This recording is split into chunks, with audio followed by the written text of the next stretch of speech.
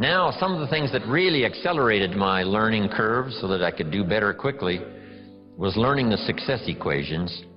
Here's 3 of them. The first one comes from the Bible. The question was asked, 2,000 years ago in the Bible, according to the storyteller, what is the key to greatness? What's the key to self-esteem? What is the key to getting honors and trophies to put on the mantle above the fireplace?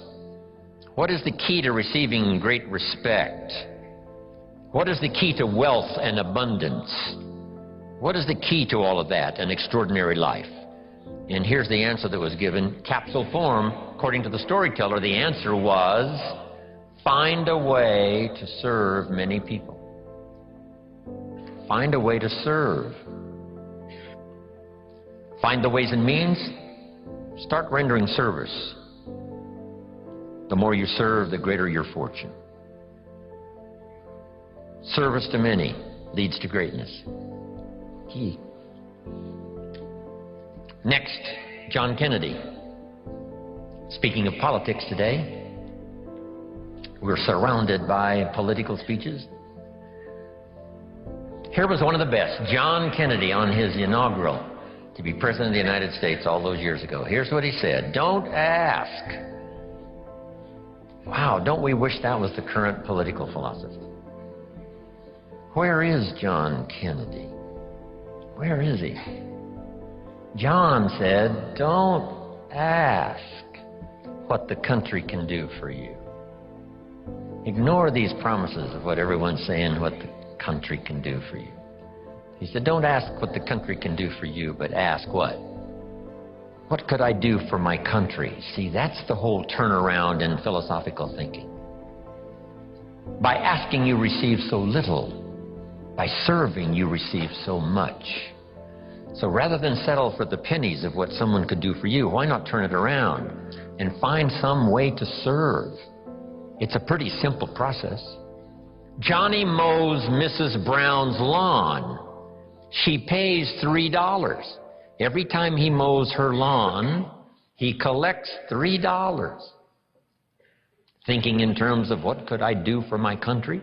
Surely Mrs. Brown is one of the members of the country.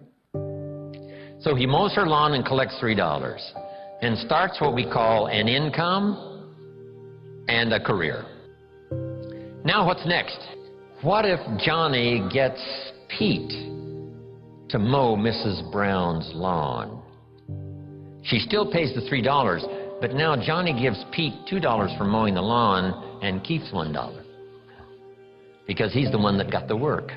Now we have the beginning of an entrepreneur. Now we have the beginning of fortune. Here's a good note to make. I started part-time on a little adventure learning skills and disciplines. And here's what I began to say with my little part-time job. I said, I'm working full-time on my job and I'm working part-time on my fortune. And the reason is because I found the mechanics. I found the philosophy. I started working it, serving other people. One way to serve is to mow Mrs. Brown's lawn and get the $3. The other way to serve is to get someone else to do it and you collect that extra money. Finding ways to serve. That's the key to wealth and greatness. Then here's the next one, and everybody knows this one. I heard Zig say it over 40 years ago, Zig Ziglar. And when he said it, I wrote it down. And if you haven't ever written it down, write it down. If you help enough people get what they want, you can have everything you want.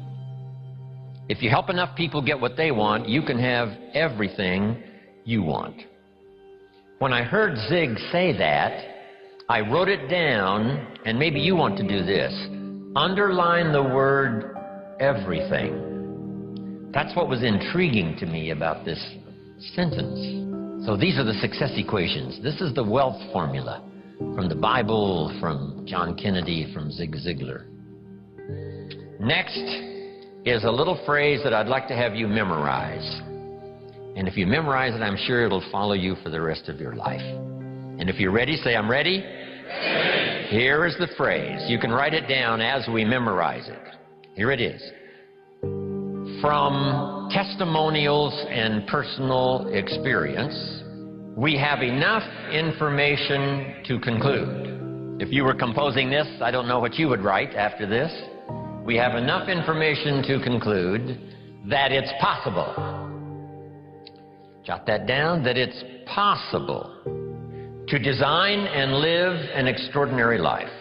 Make that note, to design and live an extraordinary life. So repeat that for me. To design and live an extraordinary life. Now, let's repeat it from the beginning. Here we go. From testimonials and personal experience, we have enough information to conclude that it's possible to design and live an extraordinary life. I hope you will give that little phrase some consideration, and here's what's next. I hope you buy the idea that from testimonials and personal experience, we have enough information to conclude that it's possible to design and live an extraordinary life. Here's what else it takes for life change. Self-motivation. Key phrase, self-motivation. I don't know why we call it self-motivation. It's really the only kind there is. You've got to motivate yourself. Because I found out you can't change people. They can change themselves, but you can't change them. Lord knows some I've tried. But see, it won't work. People have to change themselves. I learned some of those lessons early. I built a little sales organization way back in those early days. I'm 25, and I had some nice people. I said, I'm going to make these people successful if it kills me. I almost died, right? I mean, you can't do that.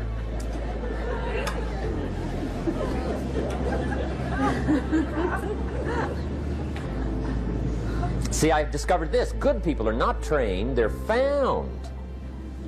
You find good people. You don't make them good, you find them good.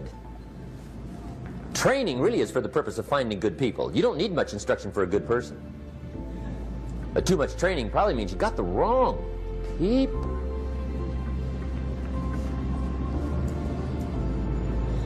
So you got to find the right people. That's the key to getting a good job done. One of the major things we learn in management, lesson 1, don't send your ducks to Eagle School.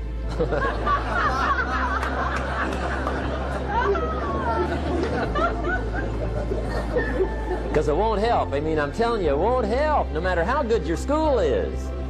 And the little eagle badge and little eagle hat, I'm telling you, it won't help. It won't help. You can tell whether your school's done any good, right, is when it's over, right? The duck goes for his first rabbit and makes him a friend. You say, no, no, no. Anyway, so it takes self-motivation to really alter your life. And you don't want to give self-motivation away to somebody else and make it somebody else motivating you. The guy says, boy, if somebody just come by and turn me on. What if they don't show up, right? See, you got to have a better plan for your life. Okay.